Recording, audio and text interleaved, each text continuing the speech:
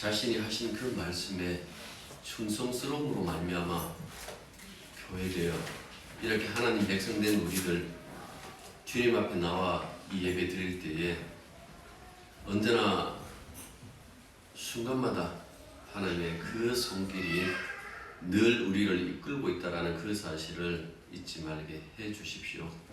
말씀이 말씀 위에 굳건히 서야 된다라는 그 사실 앞에 늘 아멘하고 응답하게 하시고 하나님의 뜻대로 하나님의 그 마음대로 우리도 그 마음을 따라 언제나 이 세상에 하나님의 백성으로 섬기고 충성하는 그 모습으로 나타나게 도와주시옵소서.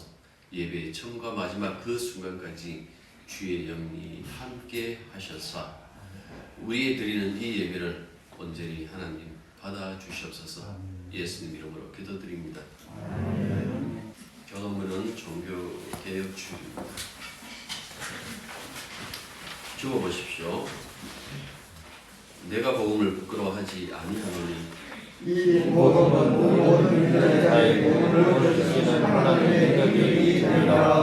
복음에는 하나님의 의가 나타나서 믿음으로 믿음에 이르게 하나니 기록되어 오직 그는 믿음으로 말미암아 살리라고 하니라. 우리가 전에 말하였거니와 내가 지금 다시 말하노니 만일 누구든지 너희가 받은 것 외에 다른 복음을 전하면 저주를 받을지어다. 너희가 내 말에 거하면 참으로 내 제자가 되고 진리를 알지니 진리가 너희를 자유롭게 하리라. 그리스도께서 우리를 자유롭게 하려고 자유를 주었으니 그러므로 편하게 서서 하신 종의 법을 내지 말라. 아멘. 앉으십시오.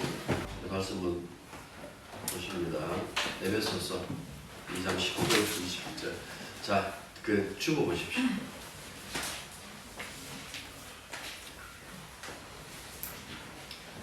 자, 세 번역 보시겠습니다. 그러므로 이제부터 여러분은 외국 사람이나 나그네가 아니요 성도들과 함께 시민이며 하나님의 가족입니다.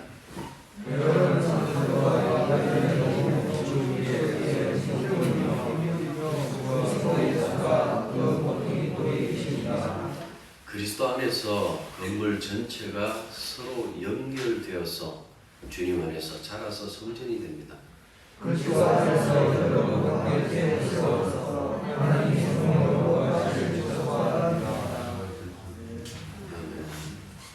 자, 지금으로부터 503년 전 1517년 10월 31일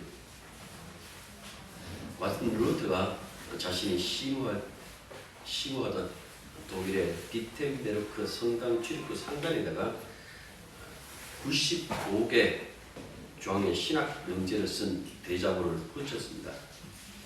이 대자보가 구텐베르크가 발명한 금속 발자 덕분에 작은 책자로 인쇄되어서 삽시간에 독일 전역에 배포되었습니다. 종교개혁이 시작된 95개 항목의 대자보는 원래 교양청을 근본적으로 부정하는, 그래서 그것을 반하는 교회를 새롭게 건설하겠다라는 어떤 그런 뜻으로 작성된 것이 분명히 아닙니다. 신학자로서 자신의 교회에 대한 어떤 신학적 그 문제를 제기하고 이 문제를 공개적으로 토론해 보자라는 그 제안이었을 뿐이었습니다.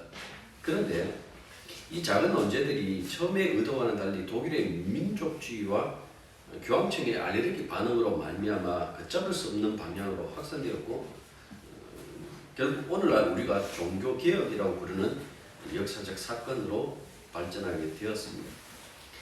루터가 제기한 논제들은 핵심적으로 두 가지 문제였어요. 요약하면 하나는 면죄부에 관한 것, 또 하나는 교황 무엇을이에요. 근간에 현 교황의 전임 교황이었던 베네딕토 16세가 사실은 자신이 무하지 않다고 그렇게 부정을 했습니다.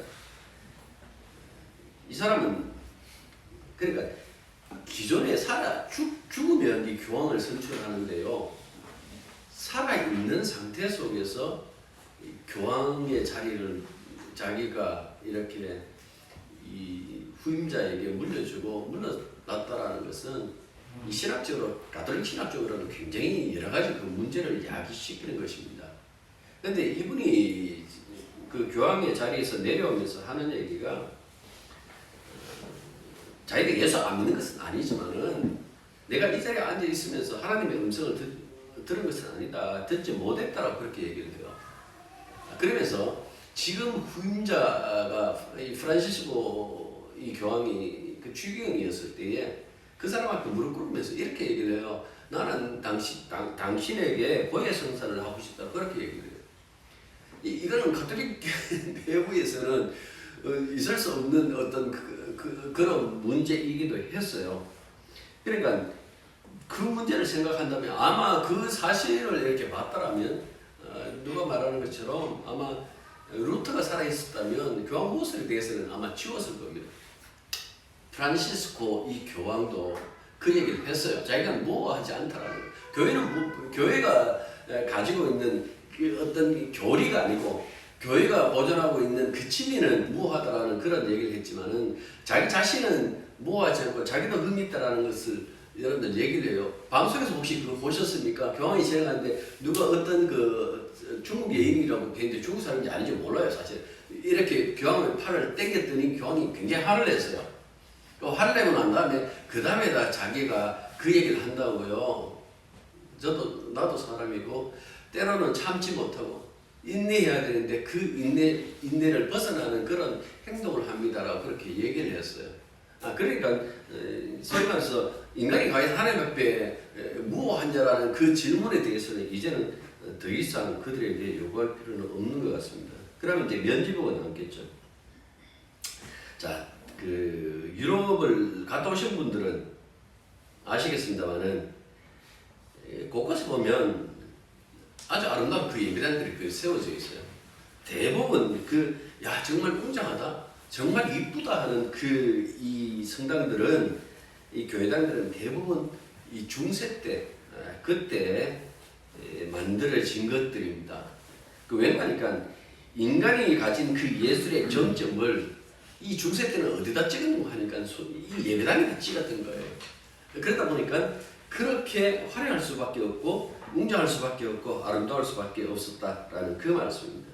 루터 당시에 베드로의 무덤 위에 세워졌다라는 이 성 베드로 대성당, 이거 재건하는 그 문제가 그 바로 1503년인가부터 이렇게 시작해요. 그리고 이 베드로 대성당이 아마 1630년 몇 년인가 그쯤 이렇게 완료가 된다고요. 그러니까 100년 넘게 200년까지 난 것도 150년, 60년 이렇게 넘어간다고요.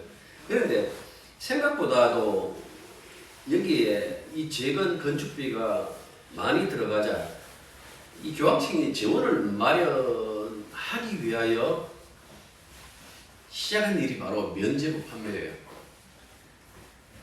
여러 개 있는 조상이나 형제들의 영혼을 위하여 면죄부를 구매하면 그 돈이 현금함에 들어가는 그 순간, 딸랑하고 소리나는 그 순간 여러 개 있던 영혼이 구원받아 천국에 들어간다라고 이렇게 선정하기 시작한 거예요. 그러니까 루터는 당연히 이거는 성경적이지 않다. 여러 개 어디 있으며 이거는 비성경적이고 비신학적이다라고 그렇게 공격을 했죠. 하지만 사람들은 일반 대중들은 그렇지 않았어요.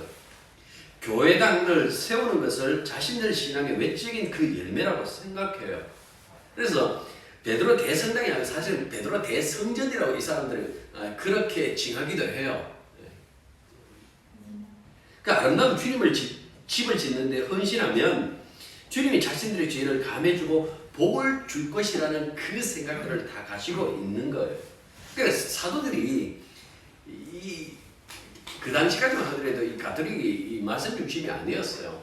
말씀이 중심이 아니고 예술 중심인데 그럼에도 불구하고 그들에게 뭐라고 보냈겠노 하니까 야 너희들 그렇게 예배당 짓는데 헌금하고 헌신하면 하나님께서 여러분들에 대해서 얼마나 많은 복을 주겠느냐라는 그렇게 말을 하죠. 그러니까 세상 사는 사람들은 그냥 뭔가 이 세상이라는 것은 그렇잖아요. 뭔가 주는 게 있어야 받는 것도 있는 것처럼 헌신해야만 그렇지 우리가 복을 받지. 그런데 그 헌신을 내가 가지고 있는 그 일부의 돈을 가지고 교회에 바침으로 말미암아 내가 복을 받을 수 있다면 그것은 정말 즐거운 일이다라고 그렇게 생각한 거예요. 그래서 반대할 것이 아니라 도리어 그 시대의 사람들은 그 부분에 대해서 굉장히 좋아합니다. 소위 말해서 구원을 돈으로 산 거예요. 살려고 했다라는 그 말씀입니다. 그들의 소원에 불을 지펴주고 그 챙긴 돈으로 예배당 짓고 그러니까 윈윈 한다라고 그렇게 생각했다라는 그 말씀입니다. 하지만 루터는 성경을 근거해요. 그 얘기를 합니다. 교회가 어떻게 이 예배당이 어떻게 교회냐라고 그렇게 얘기를 해요. 건물이 아니라 그리스도에게 속한 성도의 모임, 그 인간 그 자체가 교회이지 믿는 성도들의 그 모임 그 자체가 교회지 교회가 건물이 아니다라는 그 소리를 한다라는 그 말씀입니다. 그래서 여러분들이 교회라고 이렇게 얘기를 했을 때 가장 먼저 생각해야 되는 것은 어디 있는데 이렇게 물으시면 안 되는 거예요. 그러니까 웬거니까 성도를 생각해야 되는 거예요. 사람을 생각하는 거예요. 사람을. 교회 하면 믿는 사람을 생각해야 되는 것이지 한동안 왜 이 예배당을 성전이라고 하지 말자. 이제는 그게 사실은 70년대, 80년대에 신화서 진보 신학을 하시는 분들은 다 그 얘기를 했어요. 네?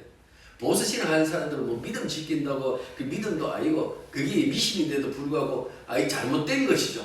미신도 아니에요. 그건 완전히 잘못된 것인데 예배당을 가지고 성전이라고.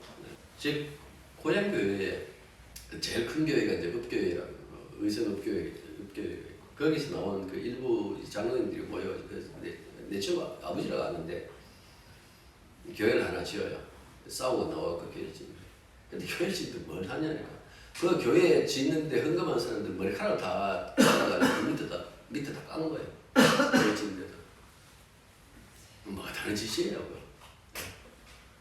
벽돌 절간에 가시면 여러분들 이 기와장에다가 자기들 식구들 이름 다 써요. 식구들한테 식구들 보고 간다고.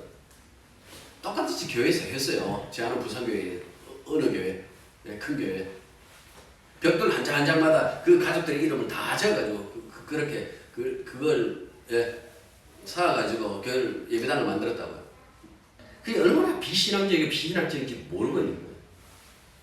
교회라고 얘기를 할 때에 여러분들 이 건물을 생각하시면 안 되는 거예요. 이거 예배당이에요. 그냥 이 건물 없으면 우리는 그러면 교회 아닙니까? 아니에요. 우리가 가끔씩 밖에 나가잖아요. 밖에 나가면 밖에 나가 있는 그 모임 그 자체가 교회예요. 항상 이 부분을 생각하시라라는 그 말씀이에요. 우리가 이럴 때 이 본문에서도 바울도 그 얘기를 하죠. 그리스도인의 공동체인 교회를 하나님의 종말의 성전 그렇게 서술하고 있잖아요. 이 모든 것들은 초기 기독교의 공통된 이 주제예요. 이 사람들은 항상 그 생각이 있어요. 바울 시대에는 예배당 없었어요. 그 사람들이 미워하니까 어떻게 좀 집이 큰 집이 가지고 있는 그 사람한테 그 집에 다 모여갖고 예배 드리는 거예요. 그러면 에베소 교회 하면 에베소 지역에 모인 사람들의 그 모임을 얘기하는 것이지 특별히 에베소에 무슨 예배당 지금처럼 예배당을 지어놓고 거기에 교회 대구 같으면 모교회가 제일교회잖아요. 최초로 세워진 교회가. 그러면 제일교회가 세워진 것처럼 그 예배당을 세워놓고 그걸 갖고 에베소 교회 자체가 없었어요. 예배당 건물이 세워지는 것은 313년 바울이 죽고 300년이 한 200~300년이 흐르고 난 다음에 그 밀라노 침략 콘스탄틴 대제 그 밀라노 침략 이 사람도 정치적이에요. 신앙적이 아닌데 313년에 그 로마의 국교가 되면서 비로소 이 교회가 생기는데 처음에 어떻게 생기는 거 하니까 신전에 그 신전에 있던 무당들 다 쫓아내고 그 십자가로 그 예배당 했다고요. 근데 예배당이 성전이라고요. 예수 그리스도를 통한 하나님의 구원 활동이 지금 성령을 통해서 지금 우리 안에서 역사하시지 건물 통해서 역사하지 않는다고요. 우리 교회 턱이 없잖아요. 구분할 수 없다는 거잖아요. 교회가 어떤 형태로도 자유로울 수 있는 성격을 지니고 있다라는 거예요. 주님을 믿는 사람들, 십자가를 따르는 사람들이 그 모임이 교회이기 때문에 무엇을 가지고 할 수 없는 거예요. 제도를 만들어 놓고 구속할 수 있는 거 없어요. 그냥 필요에 따라서 그냥 정치의 형태에 따라서 우리 장로교회다, 우리는 감리교회다, 우리는 성공회다, 뭐 그렇게 할 뿐이지 그것이 교회냐? 아니에요. 건물은 있거나 없거나 상관이 없다라는 그 말씀입니다. 스가랴 4장 6절에 보면 여호와 하나님께서 스가랴 선지자를 통해서 스룹바벨에게 이런 말씀을 전했어요. 만군의 여호와께서 말씀하시되 이는 힘으로 되지 아니하며 능으로 되지 아니하고 오직 나의 영으로 되느니라, 이렇게 얘기를 했어요. 스룹바벨은 대제사장 아들인 이 예수와 함께 페르시아에서 예루살렘으로 귀환해서 제일 먼저 한 것이 무엇이었는가 하니까 번제단을 쓰고 그다음에 성전의 기초를 봐서 무너진 성전을 재건한 사람이 바로 이 스룹바벨이었어요. 이 바벨론 포로로 잡혀갔던 사람들이 예레미야의 예언대로 70년 만에 돌아와요. 페르시아의 이 고레스 왕의 침략에 의해서 돌아오는데요. 이 사람들이 돌아와고 하는 것이 무엇인가 하니까 성전을 재건했다라는 그 말씀. 근데 성전 재건하는데 그 주변에 그 사람들이 굉장히 많이 방해를 했어요. 그래서 낙담하고 있을 때 이 말씀이 주어졌다라는 그 말씀이에요. 성전 건축은 너희들의 힘이나 능력으로 되는 것이 아니라 나의 영이 이룬다고. 여기에 힘을 얻어가지고 그렇게 성전을 짓지만 사실은 이 말씀의 이면에 보면 이 성전의 성격이 담겨져 있어요. 그게 뭔가 하니까 진짜 성전은 땅에 세운 이미 무너졌지만은 솔로몬의 성전도 아니고 스룹바벨 네가 세우는 그 성전도 아니고 그 이후에 예수님 시대의 헤롯 성전 있잖아요. 그 헤롯 성전도 아니다라는 그 말씀입니다. 그것들은 성전 되시는 그들의 몸이 성령 안에서 성도들과 하나가 될 때까지 임시적인 역할을 할 뿐이다라는 그 말씀입니다. 그래서 구약을 읽을 때에 단지 그냥 사건 기록으로만 보면 안 되는 거예요. 사건 기록으로만 보면 되지 않고 도대체 왜 이 말씀을 하셨을까 하고 그 의미를 어디서 찾는가 하면 신약을 통해서 찾는다라는 그 말씀입니다. 구약 성전을 여러분 잠시 들여다보면 성막시대에서 성전시대를 연 사람이 누구예요? 솔로몬이잖아요. 학자들이 이제 편리하게 이렇게 이 성전이 세워졌다가 무너지고 또 다시 세워지고 그 다음에 거의 퇴락해갖고 무너져요. 무너지고 난 다음에 이 헤롯에 의해서 예수님 시대에 이렇게 그게 이제 한참 만들어지고 있는 중이에요. 그게 꽤 오래 뒤에 가고 예수님이 승천하시고 난 다음에 이렇게 그게 완성이 된다고요. 언제 한번 말씀드렸습니다만은 헤롯은 에돔 사람이에요. 근데 왜 성전을 지을까? 타협한 거예요. 내가 너희들 이 지역을 다스릴 수 있는 분봉 왕이 되는데 더 이상 데모하지 말고 대신 성전 지어줄게. 뭐 이렇게 타협했다고 여러분들 보시면 되는 거예요. 정치적으로 보면. 이 솔로몬 성전을 가만히 생각하면 여러분들 처음부터 솔로몬이 나는 성전 지어야겠다 그렇게 간 것 아니에요. 그 생각을 먼저 한 사람이 누굽니까? 아버지 다윗이었어요. 다윗 언약이잖아요. 다윗과 언약을 맺잖아요. 그러니까 그 언약을 맺고 난 다음에 다윗이 무엇을 생각했는가 하니까 하나님의 집을 지어야 되겠다는 그 생각을 해요. 그런데 그걸 하나님께서 허락해 주시는가? 허락 안 해주세요. 그 이유에 대해서 이렇게 얘기를 합니다. 제가 읽어볼게요. 역대상 22장 8절과 9절. 여호와의 말씀이 내게 임하여 이르시되 너는 피를 심히 많이 흘렸고 크게 전쟁하였느니라. 내가 내 앞에서 땅에 많은 피를 많이 흘렸은즉 내 이름을 위하여 성전을 건축하지 못하리라. 보라, 한 아들이 내게서 나리니 그는 온순한 사람이라. 내가 그로 주변 모든 대적들에게 평온을 얻게 하리라. 그의 이름을 솔로몬이라 하리니 이는 내가 그의 생전에 평안함과 안일함을 이스라엘에게 줄 것입니다. 이렇게 말씀하고 있어요. 성경은 성격도 드러나죠. 성경은 뭡니까? 평화. 우리가 앞서서 에베소서 보면서 계속 뭡니까? 평화 이야기했잖아요. 샬롬 이야기했잖아요. 하나님과 우리 사이에 그 모든 것들이 갈등이 다 사라지고 진정한 그 평화가 임한다라고 그렇게 얘기를 했잖아요. 그래서 다윗이 아닌 솔로몬에 의해서 이 성전이 세워지는데요. 그런데 다윗이 그 성전이 세워지기 전까지 그 성전의 그 모든 그 설계도, 그 다음에 거기에 필요한 그 경비, 그것들을 다 마련해 두었다라는 그 말씀입니다. 그 마련해 둔 것을 가지고 이제 솔로몬이 성전을 짓는 거예요. 근데 재미나는 것은 열왕기상 6장 1절에 보면 6장부터 쭉 읽어보시면 성전을 짓는 그 모습이 기록되어 있어요. 성전이 얼마나 큰지.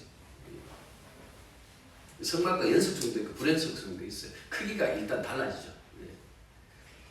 뭐 이렇게 가요. 그러다가 7절에서 이런 말씀합니다. 이 전은 건축할 때 돌을 뜨는 곳에서 치석하고 가져다가 건축하였으므로 다른 길을 성전 앞에서 안 했다는 이야기예요. 건축하는 동안에 전 속에는 방망이나 도끼나 모든 철 연장 소리가 들리지 아니하였다 하고 말씀하고 있습니다.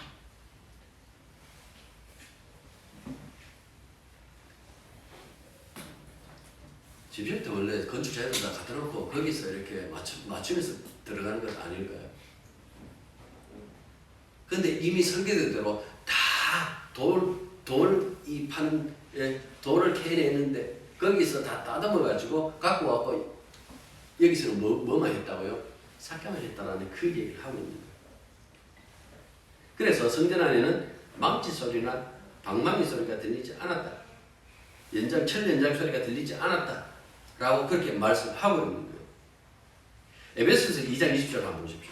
그의 안에서 건물마다 서로 연결하여 주 안에서 성전이 되어가고 너희도 성령 안에서 하나님이 거하실 처소가 되기 위하여 그리스도 예수 안에서 함께 지어져 가느니라. 여기 보시면 그러니까 보십시오. 이 로마서에 보면 나오는데 하나님이 택하시고 부르시고 의롭다 하시고 영원하게 하시고 그 모든 것들이 하나님께서 다 하신다는 이야기예요.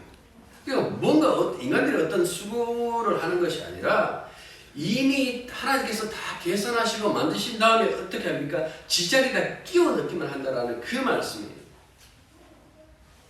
우리들은 성전에 대한 예비 작업을 생각해요. 뭔가 주님 앞에 우리의 모든 것들을 어떤 부분을 깎아내고 막 그래갖고 성전을 만들어진다라고 얘기를 하는데 그 과정들이 아니에요. 그냥 하나님께서 그렇게 만드신다라는 그 말씀이에요. 우리 쪽에서 어떤 노력이나 우리 쪽에서 무엇을 하는 것이 아니라 하나님께서 이렇게 하실 수 있는 그것을 어떻게 이렇게 하실까라고 했을 때에 구원에 관련된 그 모든 일들을 하나님께서 하셔서 그렇다라는 그 말씀입니다.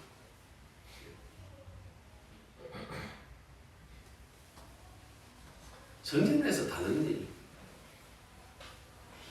아니에요. 물론 첫 성전이 지어질 때 그리고 하나님께서 이 출애굽기에 보면 제단을 쌓을 때에 다듬지 말라 그랬어요. 있는 그대로의 그 돌들을 쌓아놓고 그 위에서 번제가 드려져요. 왜 다듬지 않을까요? 그 위에 드려지는 그 번제의 그 능력이 모든 것들을 하나님께 바칠 만큼의 그 능력이 거기에 담겨져 있기 때문에 그렇다라는 그 말씀이에요. 우리가 예수 믿게 되었다. 우리가 오늘 지금 교회가 되고 또한 하나님의 종말의 성전이 되었다라고 했을 때에 우리가 무엇을 했다고요? 그런 것들이 아니다라는 그 말씀이에요. 철저하게 어떻게 나오는가 하니까 하나님께서 우리들에게 긍휼을 입혔다, 은혜를 입혔다라고 그렇게 말씀하고 있는 거예요. 지금까지 본 것처럼 우리가 지금 주님 앞에 나오는 모든 것들이 하나님으로부터 출발했다라는 그 말씀 들어있어요. 구약을 하나 더 인용해 볼게요. 호세아 2장 21절부터 22절. 내가 내게 장가들어 영원히 살 때 공의와 정의와 은총과 긍휼이 여김으로 내게 장가들며 신실함으로 내게 장가들리니 내가 여호와를 알리라. 여기 보십시오. 신랑이 다 했어요. 신랑이 희생한다고요. 신랑이 다 제공한다고요. 우리에게 이렇게 장가들었다라고 그렇게 말씀해요. 이제 5장, 에베소서 5장에 가면 교회가 그리스도의 신부가 된다라는 그 말씀을 하잖아요. 이 말씀을 통해 가지고 교회 건축의 그 원리, 예? 소위 말해서 이 건물이라고 했을 때에 어떻게 세워지는가 그 모든 원리를 여기에서 다 이야기를 하는 거예요. 사람들의 열심과 노력에 의해서 이루어지는 것이 아니다라는 거예요. 성령께서 우리를 그들에게 복종시키면서 하나님께서 인도하신다라는 그 말씀을 하고 있죠. 그래서 이 에베소서에 보면 이 교회의 지위를 다음과 같이 그렇게 얘기를 해요. 첫 번째 보면 1장 5절 보십시오. 뭐라고 해놨는지. 하나님의 뭐라고 했어요? 아들. 왜 딸이 없는가? 그 얘기는 하지 말라고 그랬죠. 아들을 했을 때 상속 개념 때문에 그렇게 쓰였다고. 23절 보십시오. 1장. 그리스도의 몸. 2장 15절 보십시오. 한 세 사람, 교회를 이방인과 유대인으로 구성된 이 전체 교회를 가지고 뭐라 그럽니까? 한 세 사람. 19절 보십시오.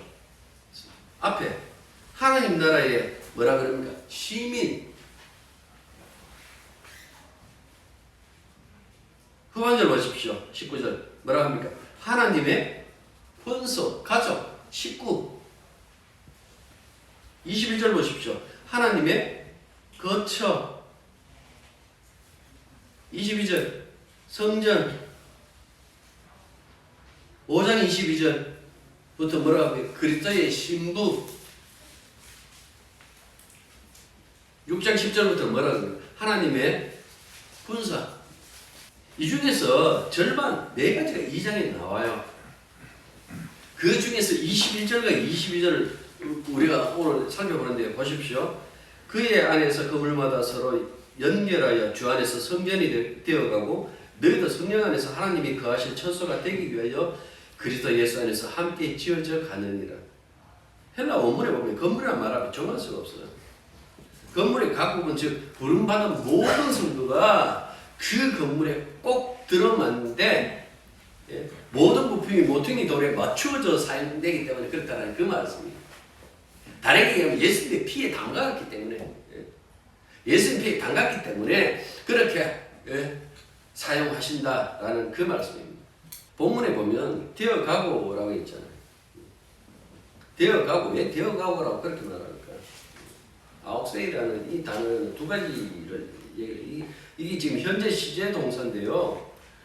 지금도 완성을 향해서 교회가 계속 건축 중이다라는 그 사실을 나타내는 거예요. 그래서 그 다음 보시면 함께 지어져 가느니라 22절 보면 그 나오죠. 함께 지어져 간다라는 그 말씀이 있잖아요. 이 동사를 통해서도 확인되는 거예요. 함께 지어져 가느니라. 이걸 직역하면 자라난다라는 이렇게 볼 수 있는 거예요. 사실은 이 건축에 사용되는 용어가 아니에요. 생물의 성장에 묘사하는 데 사용되는 용어다라는 그 말씀. 근데 이 단어를 쓰고 있죠. 왜 이 단어를 쓸까? 교회가 무생물체, 이 건물, 이 돌덩어리, 이 콘크리트 덩어리가 아니다. 살아있는 생명체다. 그리고 여기 21절, 22절 성전이라는 이 단어 있잖아요. 이 70인역이라고 이 구약을 번역한 이 70인역에 보면 이 내소, 성전의 내소, 이 내소가 바로 이 지성소예요. 내소를 가리키는 이 단어인데요. 그러니까 보십시오. 우리가 하나님의 성전 그랬을 때 지성소는 우리가 감히 들어갈 수 없는 대제사장이 유일하게 1년에 딱 한 차례밖에 못 들어갔던 그것을 지금 뭡니까? 그게 개방되어 버렸단 말이에요. 무엇 때문에? 예수님 피 때문에. 그 은혜 때문에 우리 안에 거룩하신 하나님이 계세요. 우리가 성령의 전이에요. 요한복음 보면 예수님이 아버지와 아들과 성령이 연합하신다는 그 얘기를 해요. 근데 그 연합한 자리에 누구를 끼워넣습니까? 교회를 끼워넣어요. 그러니까 성도, 교회가 된 이 사람들은 그냥 그 연합 속에 있으면서 그 생명을 누리고 있는 거예요. 요한복음 15장에 보면 포도나무 가지 비유 보면 열매를 이렇게 얘기를 해요. 절로 맺는다 이렇게 얘기를 해요. 저절로 열매를 맺는다라고 그렇게 얘기를 한다고요. 왜요? 나무에 붙어 있으니까 가지가. 나무에 붙어 있으니까 그 가지에는 그 나무가 원하면 그 열매를 맺을 수밖에 없다라는 것을 쓴다라는 그 말씀이에요. 교회라는 것이 그만큼 신비한 연합 속에 있다라는 것, 하나님과 결합하고 있다라는 그 사실을 이야기를 해줘요. 이걸 성령이 하니까 성령 안에서 이렇게 얘기를 하는 거예요. 함께 지어져 간다라는 이 단어는 수동태형이에요. 수동태니까 내 힘으로 하는 것 아니다라는 그 말씀이죠. 너희도 성령 안에서 하나님이 거하실 처소가 되기 위하여 함께 지어져 간다라고 했을 때에 너희도 했을 때 이방인들, 에베소 교회 이방인들이에요.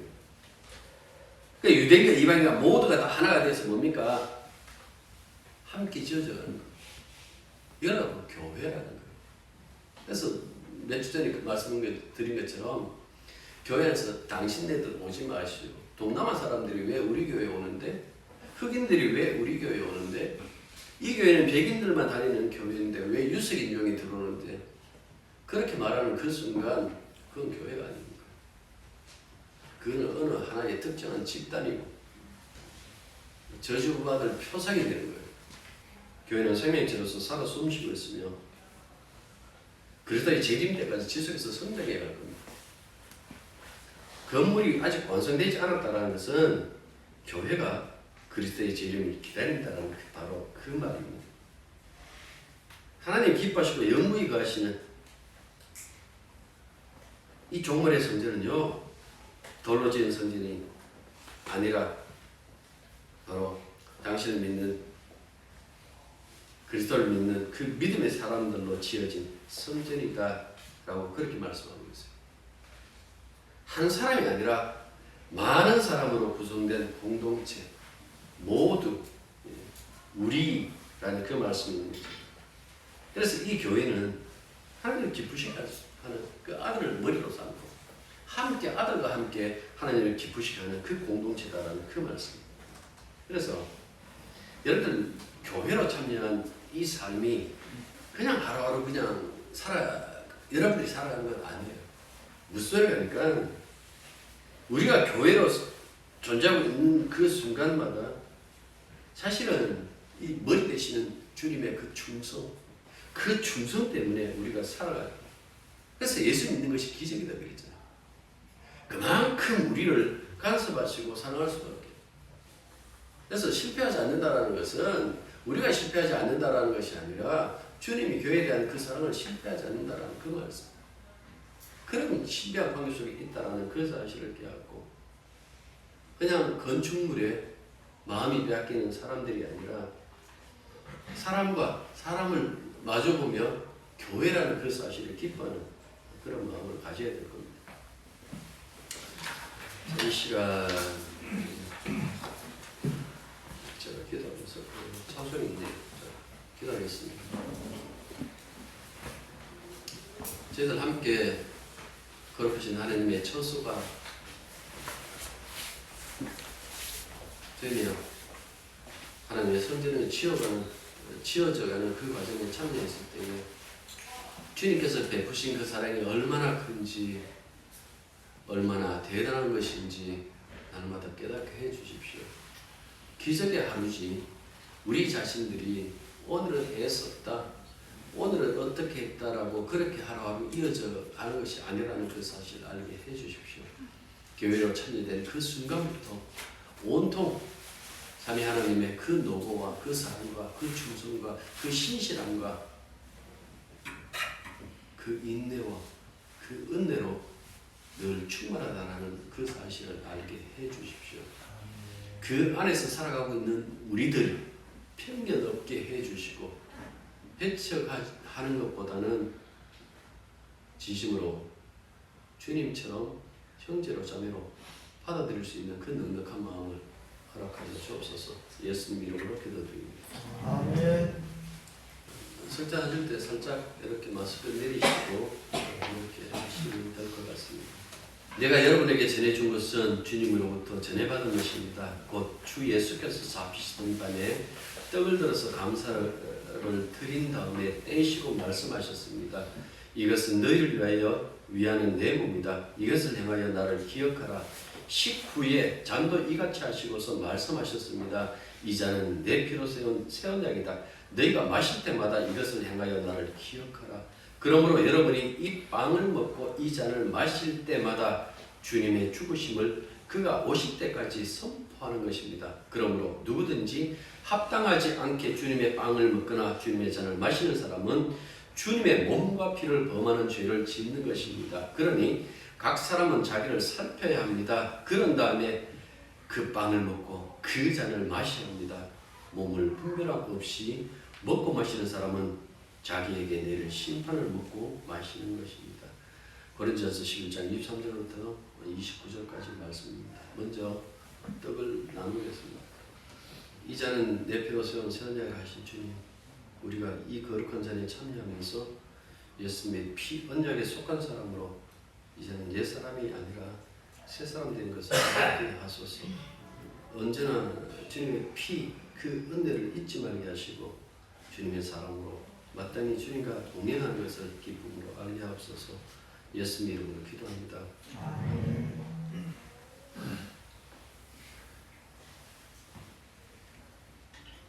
빠른 시간 내에 수요일 날은 저녁 8시에 랜선 예배를 드리겠습니다. 대신 30분 안에 이렇게 딱 30분 정도 이렇게 드릴 테니까 일어나십시오. 635조.